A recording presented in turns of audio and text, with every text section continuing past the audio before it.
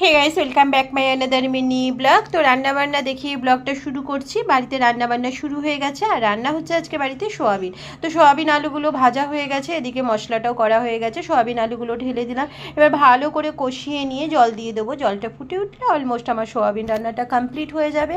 আর করা হবে এদিকে ভেন্ডি ভাজা। ভেন্ডি ভাজার জন্য সব কিছু কেটে গুছিয়ে রেখে দিয়েছি। সোয়াবিন আলুটা নামানো হয়ে গেলে ভেন্ডি ভাজাটা বসিয়ে দেবো, অন্যদিকে ভাতটাও হচ্ছে। এই তো ভেন্ডিটা ভাজা বসিয়ে দিয়েছি, ভেন্ডি ভাজাটা হচ্ছে।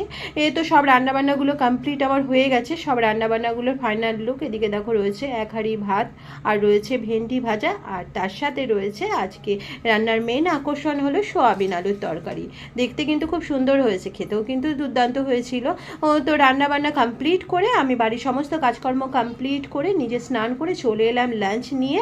আর লাঞ্চের মেনুতে কী কী রয়েছে দেখতে তো পেলে, চলো আমি লাঞ্চটা করে নিই। দেখা হচ্ছে নেক্সট ব্লগে। টাটা।